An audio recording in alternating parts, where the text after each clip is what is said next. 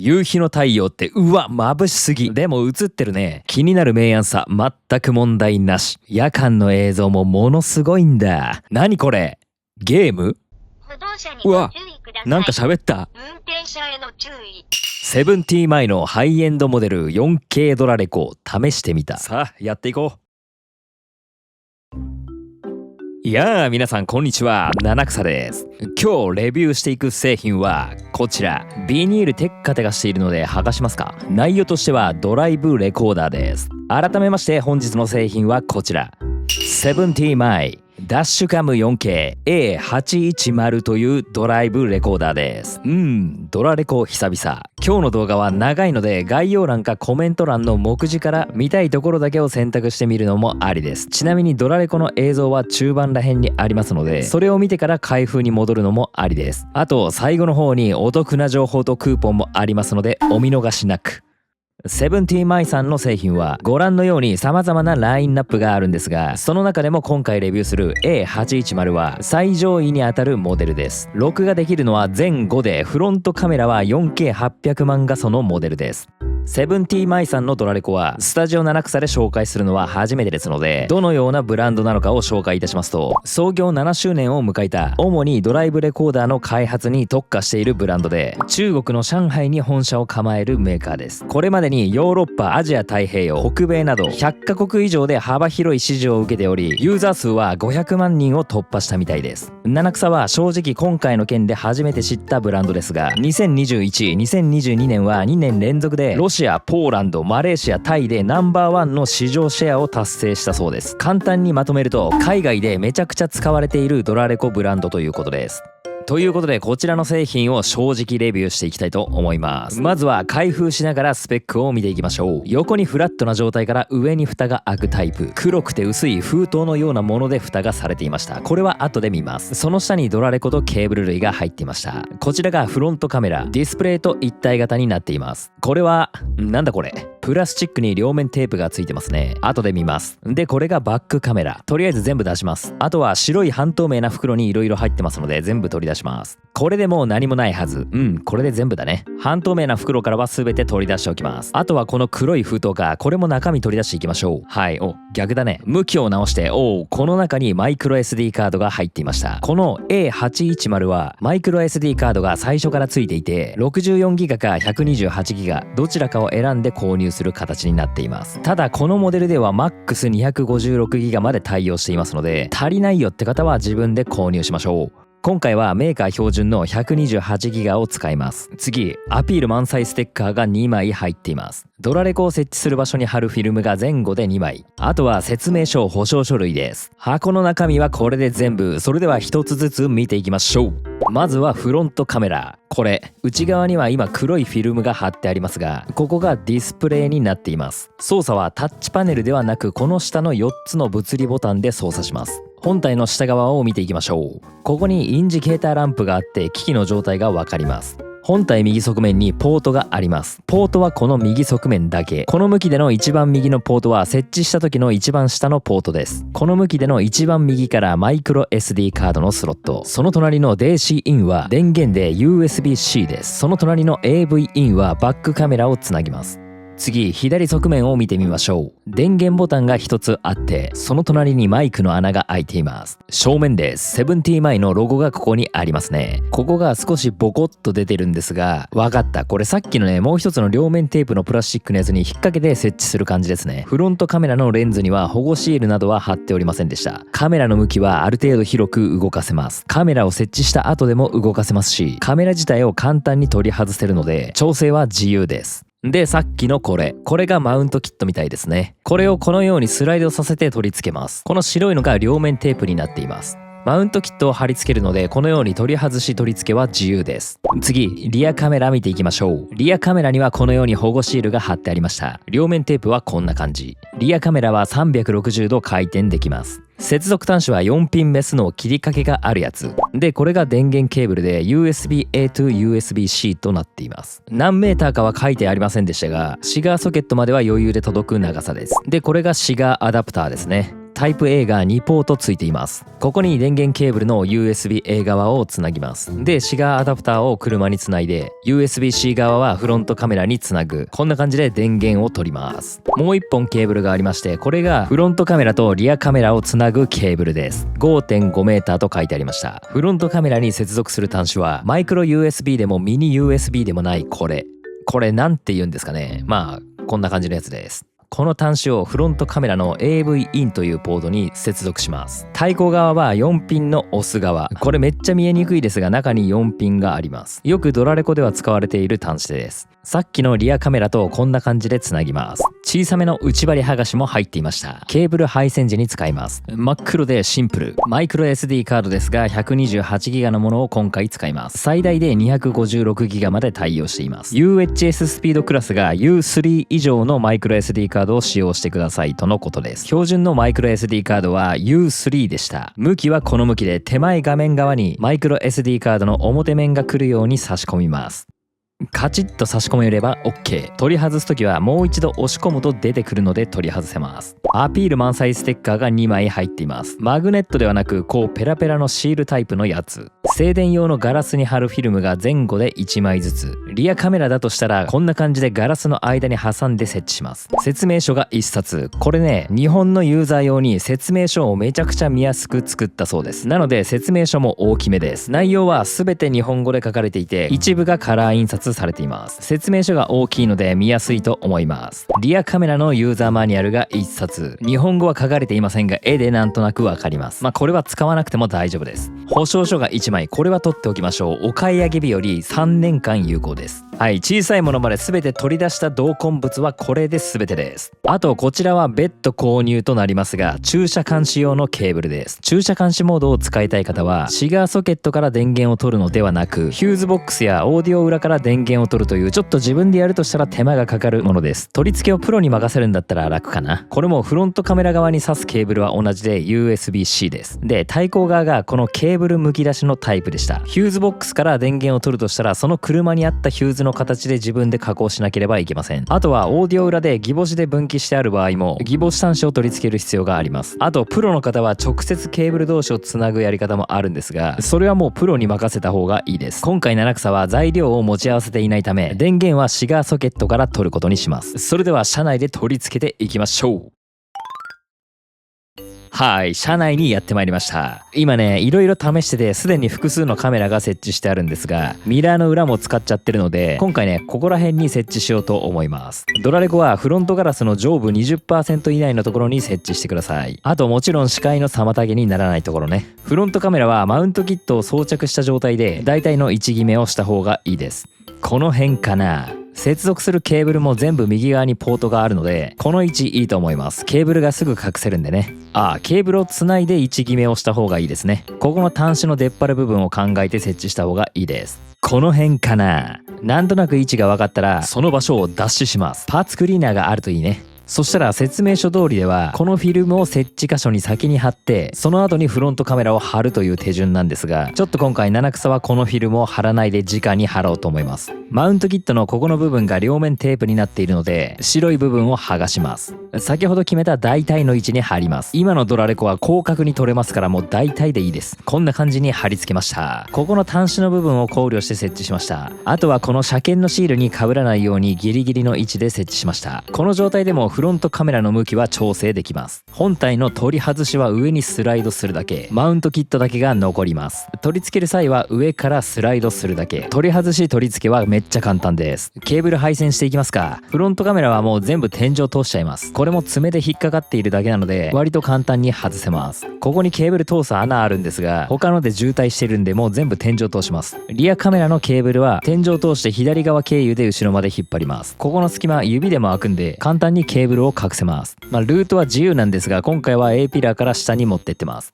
はい、もう一本電源ケーブルですが、今回はシガーソケットまで持っていくので、こちらは右の天井を通していきましょうか。このルートでグイーッといきます。こう1本ぐらいの配線だったらね、いろいろ外さなくても実はねできるんです。フロントカメラはですけどね。リアカメラをしっかり配線するとなると気合と覚悟が必要です。はい、シート下を通してシガーソケットまで持ってきました。フロントは終わり、リアカメラ行きましょう。リアカメラですがこちらも今いろいろ試していまして、すでについているものは気にしないでください。今回この辺につけようと思います。取り付ける場所を脱脂してこの辺につけようと思います。この辺かな。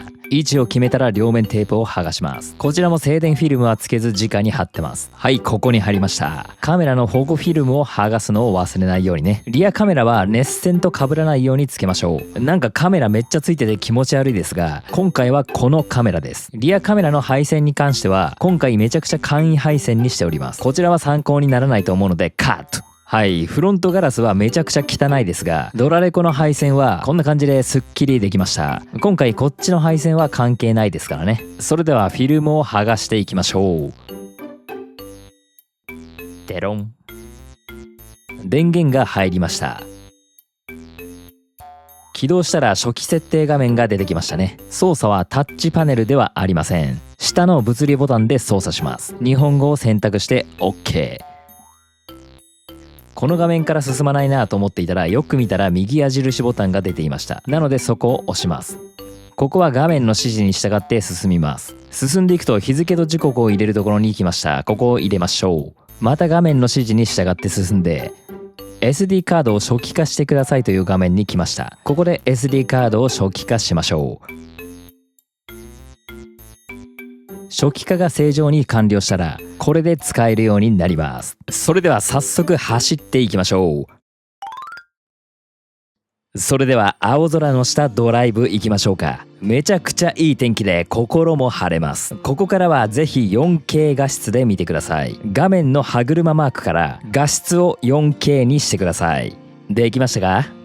はい、映像を見てみると色がだいぶ濃いめの印象です。空と雲、それと緑がはっきり出ています。フロントカメラの詳細を見ていきましょう。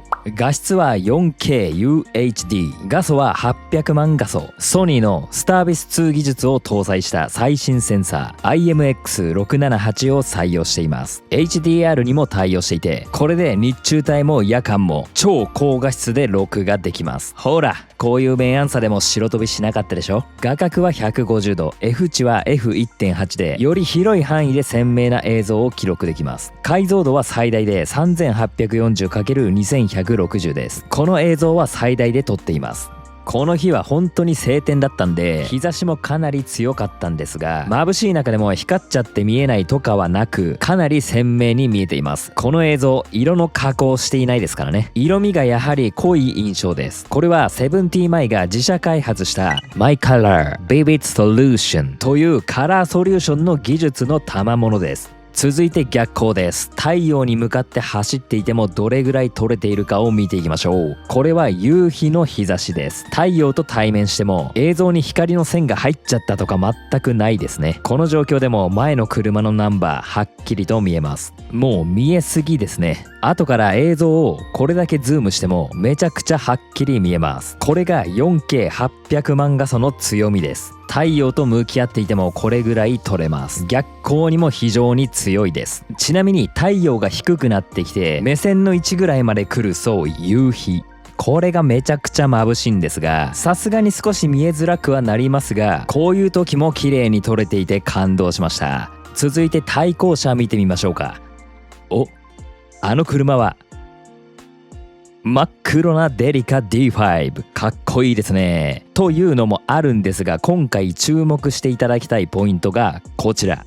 今すれ違う時に映像を止めて、さらにその映像をズームしたのがこちらなんですが、対向車のナンバーもはっきりと分かります。画素数の高いカメラでないと、こういうお互いにすれ違う時の静止画はだいたいブレていて見えなかったり、なんとなくはわかるんだけどはっきりは見えないという場合があります。特に対向車はお互いに寄っていってるのでブレやすいはずなんですが、この通りはっきりとわかります。ズームしたら画像はその分荒くなるんですが、ズームしてこれですからね。続いて明暗さん見ていきましょう。明るいところから暗いところ、トンネルインは全く問題ありませんね。トンネルを抜ける時に注目してください。これ一番明暗差が出るめちゃくちゃ晴天時に撮っています。カンカン照りでもトンネルの奥は見えています。はい、こんなに晴天だったのに白飛びの少なさ分かりましたでしょうか。若干白飛びしてなかったと思った方、こちらを見てください。はい、こちら iPhone14 で撮影しています。先ほどの映像は左上の A810 で撮っていて、この映像は同時刻のものです。もうお分かりかと思いますが、トンネルを抜けるだいぶ手前から白飛びしていて、トンネルの先が全く見えません。こんなに白飛びで映っていなかったら大事な瞬間も撮れません。ようやく見えたね。比較して見てみましょう。左側が70前の A810、右が iPhone14 です。もうこの時点で A810 は先がうっすら見えています。 iPhone14 は動画の初めから白飛びしています。トンネルを抜ける前に一旦ストップ。この差です。もう一目瞭然。ドラレコにはこれが必要なんです。白飛びしないものを選んでください。やっぱりドラレコは瞬間が大事ですからね。トンネルを抜ける瞬間だけノーカットでもう一度いきます。こんな感じ、いかがでしょうか。ちなみに外が曇っている時はカンカン照りの時より明暗差は少ないので、このようにほぼ白飛びすることなく録画できます。曇っている時の外はこんな感じ。曇りでもはっきり映ってます。次、リアカメラ見ていきましょう。こちらが日中帯のリアカメラの映像です。もうすぐお気づきかもしれませんが、フロントカメラと比べるとリアカメラの映像はやや劣ります。とは言ってもこれぐらいの画質では撮れるので、リアカメラの詳細を見ていきましょう。リアカメラはフル HD1080p の200万画素。リアカメラも HDR 対応で、画角は130度、解像度は 1920×1080 です。トンネルの明暗差もこのように綺麗に映っています。カンカン照りの日中帯で撮影しています。フロントカメラが綺麗すぎるので、リアカメラはやや劣ると言いましたが、現在の標準的なドラレコはフロントカメラもリアカメラもフル HD のこのような画質が多いです。なのでフロントとリア比べるとリアカメラがどうしても劣っているように見えますが、全然悪くはなく標準的で、リアカメラも HDR 対応しているのでむしろいいです。リアカメラについてはスタービス2、スタービスどちらも表記はありませんでした。リアカメラについてナンバーはどれぐらい見えるのかを見ていきましょう。日中帯は後続車とある程度の距離があっても見えますし、信号待ちでこれぐらい近寄ればめちゃくちゃ見えます。ナンバーどころか中の人もはっきり見えます。モザイクかけていますが、見返すとよく熱唱している人がいますね。お、デリカ D5 こんばんは。曇っていたらこんな感じです。曇りでもよく見えますね。リアカメラは暗いところでは見えづらくなってしまいますが、夕方の曇りではこのような感じに見えます。続いて夜間の映像をご覧ください。こちらが夜間の映像です。いろいろな LED や看板もはっきりと見えます。日中もそうですが、夜間フロントカメラめちゃくちゃ綺麗です。もう一度フロントカメラのスペックを出しておきます。フロントカメラズバ抜けて綺麗ですよね。 4K 画質にしていない方は 4K で見てください。ここまで鮮明に映っているとドラレコのデータを定期的に見るのが楽しみになってきますね。やはりソニーのスタービス2技術を搭載した最新センサーの IMX678 が夜間帯も綺麗に映してくれます。HDR にも対応しているので、こっちのヘッドライトや前の車のテールライトに負けず、夜間でもナンバーをはっきり映し出すことができます。また自社開発である17 My Night Hour Vision という夜間映像ソリューション技術によって、複雑な照明環境や低光量環境でも鮮明な映像を録画できます。お、またデリカ D5 いたね。こういう道路でもめちゃくちゃ綺麗に映っているので、ライトアップやイルミネーションがあるところを走ってみたいです。ただ対向車のナンバーは日中帯と違って夜間は光量が落ちるので、すれ違う際にこのように止めても夜間はどうしてもブレてしまいます。日中帯と比べるとこのような感じです。まあここは夜間なんでしょうがないところなんでしょうかね。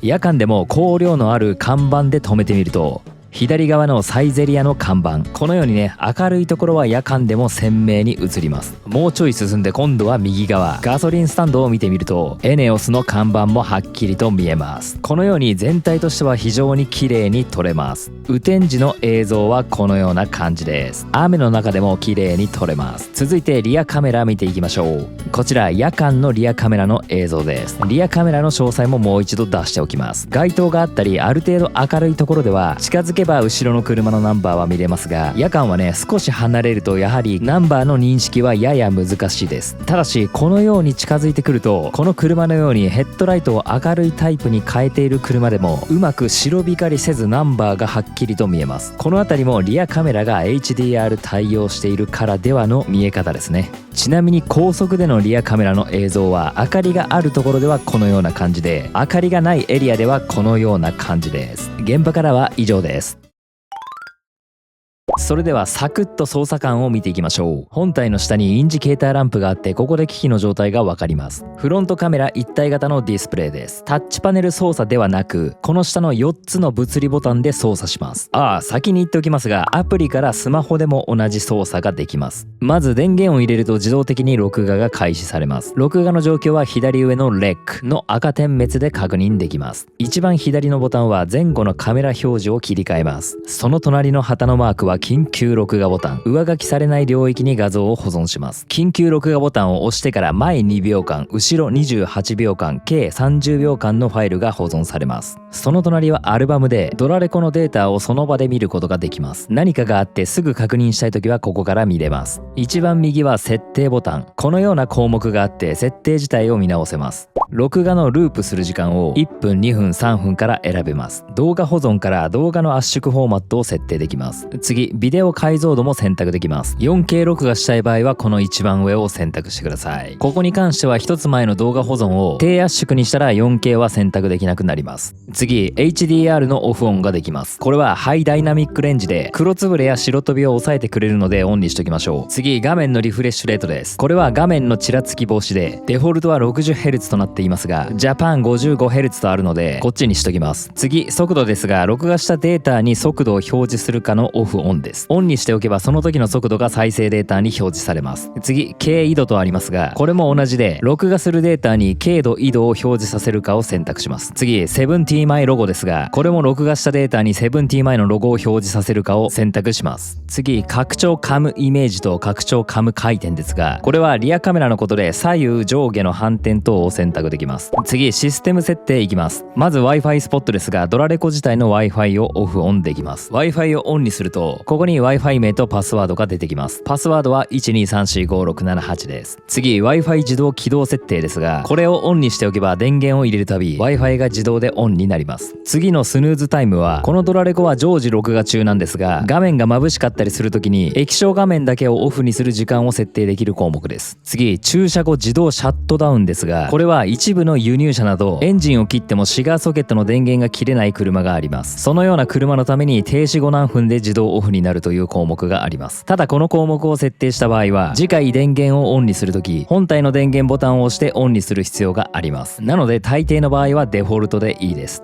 次、システム時間です。日付時刻は初回起動時に設定しますが、ここからも設定できます。言語についてもここから設定できます。日付形式もここから選択できます。Y が Year で M が Month、D が Day ですね。なので年月日の好きな順番を選べます。次の速度単位はキロとマイルが選べますが、日本はキロ表示ですね。あとは GPS のステータスが見れます。次の項目に行きまして、初期化。ここは SD カードの初期化ができます。本体の初期化ではありません。次の項目、駐車セキュリティ行きましょう。駐車監視を使うには専用のケーブルで電源を取る必要があります。スマートパーキングガーディアンモードというものがありまして、 AI が録画エリア内で不審な動きを検知すると録画が始まります。このことを AI 動態検知と言いますが、アクティビティ検知とも言います。また駐車中の長時間録画に対応するため、コマ送りのようなタイムラプス録画もできます。これ前後同時録画できますからね。他にも衝撃検知の駐車監視モードがあります。駐車監視の設定画面では、駐車監視用のケーブルを接続していないとこのような画面が出てきて設定できません。なので駐車監視をしたい人は駐車監視用のケーブルを接続してから設定しましょう。はい、隣に行ってスマートトラベル見ていきましょう。まず緊急録画から、緊急録画のオフオンと衝突検知の感度を選べます。ここの感度の表示が早く、標準、遅くとちょっとおかしなことになっていますが、上から高感度、中感度、低感度と変換してください。ここ日本語の意味がおかしいですね。続きまして ADAS。ADAS とは先進運転転支援システムのことで、歩行者やバイク、車線逸脱や前方衝突アラートなど安全運転をサポートするようにアラート機能がついています。それを有効にするために構成をする必要があります。この黄色い点をボンネットの先端に合わせたり、遠方が画面明るい領域に収まるようにレンズを調整します。その後実際に走ってみて構成するんですが、時速40キロ以上維持し、車線変更は行わず構成します。このような画面が出てきます。実際に走ってみるとこんな感じで5分から8分走ります。あとはほっとけば構成が完了します。 ADAS をオンにしておくとこのように画面にも変化が現れて、前方の車を検知するマークのようなものが出てきます。このような線も出てきます。実際に走ってみると、歩道者にご注意ください。歩道者にご注意ください。運転者への注意。運転者への注意。運転者への注意。前方の車両の動きが検出されました。車線逸脱。はい、このように危険を知らせてくれるシステムが ADAS です。ADAS の設定に戻って ADAS 警告ページを進むと、ここで一つ一つどのアラームを鳴らすかを選択できます。全部オンにしておくとあらゆる警告が鳴ります。例えば車線逸脱をオンにしておいて、幹線道路や高速道路で車線変更すると、その度車線逸脱って言われます。状況に応じてお好みで設定してください。ADAS 表示を有効にすると認知範囲内の車両と車線にマークが表示されます。次、音量設定いきましょう。ここはもう見た感じでわかると思うので気になるポイントだけ言います。スピーカーの音量を進むと、ここも表記がおかしいですね。スピーカーの音量の設定に対して早く、標準、遅くとなっています。ここも上から大、中、小と読み替えてください。音量設定はそれぐらいかな。次、アプリのダウンロードを押すと QR コードが表示されます。ただここから飛んでも海外版だったので、直接 App Store や Play Store から17マイと検索してアプリをダウンロードした方がいいと思います。次、システム更新とありますが、アプリ経由でスマホからシステムを更新することができます。バージョンアップできます。オンラインアップデート可能ということでめちゃくちゃ楽です。次、工場出荷時設定への復元とありますが、ここが本体の初期化になります。前の項目に初期化とありましたが、そこは SD カードの初期化なので間違えないようにしてください。最後にバージョン情報が見れます。ちなみにこれはアップデート前の情報でした。これで一通り操作感は終わりです。ちなみにこれらの操作はアプリからも同じ操作ができますので、どちらでもお好きな方で操作してください。続いてアプリの説明をします。まずは17マイのアプリを入手してください。アプリを入手したら設定から17マイの Wi-Fi に接続します。パスワードを聞かれたら1234567です。アプリを開いたらドラレコを追加します。で、中身を見るとこのようにね、先ほどドラレコ自体で設定をいじっていましたが、アプリ側でも各設定をいじることができます。なので物理ボタンで操作するのが面倒な方は、スマホと A810 を Wi-Fi でつないでアプリから操作してみてください。先ほども少し話しましたが、アプリ上からオンラインでファームウェアの更新をすることができます。画面の指示に従って行えば問題なく終わりました。この時点での最新バージョンは2024年7月24日です。あとはアプリから録画したデータを再生することもできますし、録画したデータに AI を加えて再生することもできます。なんかこれゲームみたいだね。さらにアプリから再生データをダウンロードすると、録画したその時のルートのデータをこのように表示しながら見ることができます。これ知らない道で何か起きたとしても大体の場所も地図でわかりますよね。これはめちゃくちゃ便利です。それではレビューしていて気になった点も話していきます。まず先ほども操作しながら話しましたが、本体を物理ボタンで操作した設定の中に何箇所かだけ日本語の意味がおかしな項目がありました。まあこれは海外製あるあるなんですが、音量設定で大中小のはずが速い、標準、遅いとかになってたりね。はい、このようなことが1点。まあマニュアルの方はしっかりとした表記になっています。もう1点ですが、まあこれはどのドラレコにも言えるんですが、夏場の車内で 4K 録画をしているとやはりドラレコ自体が熱くなります。もちろんエアコンは効かせて走っていたんですが、駐車してこのデータを持ち帰るためにマイクロ SD カードを抜いたんですが、その際に本体がめちゃくちゃ熱かったのと、抜いたマイクロ SD カードまでめちゃくちゃ熱かったです。レビューをした期間では動作に影響は出ませんでしたが、これがもっと長い時間使うとどうなるかが気になります。以上、気になる点でした。それではここまで見ていただいた方にセール情報とクーポンがあります。まず Amazon で 20% オフセールがあります。期間は9月23日から9月29日まで。この期間は A810 の64ギガモデルも128ギガモデルも両方 20% オフになります。この1週間はめちゃくちゃお得な期間ですので、気になっている方はぜひご検討してみてください。さらにただでさえこの期間は安いんですが、もう少しだけ視聴者の方に何か用意できないかと思いまして、なんとかお願いしてご用意していただきました。視聴者の方限定併用できる 2% オフクーポン。このセール期間の 20% オフに加えてさらに 2% お安くなります。ちょっとねギリギリとなってしまってクーポン情報はまだいただけていないんですが、クーポンの詳細は概要欄に記載する予定です。検討中の方はぜひ使ってください。ということで今回は 17mm ダッシュカム 4K-A810 についてレビューしてみましたが、いかがでしたでしょうか。前後2カメラで探している方はかなり綺麗に撮れるドラレコだと思います。この製品が気になった方は概要欄にリンクを貼っておきますので、ぜひチェックしてみてください。このチャンネルではアウトランダー PHEV のオーナーがアウトランダーに関する情報はもちろん、車で使える便利なアイテムなど自由気ままにレビューしています。よろしければこの動画の評価とチャンネル登録よろしくお願いします。よかったらグッドボタンぜひ押してください。それじゃあ今日はこの辺で See you again!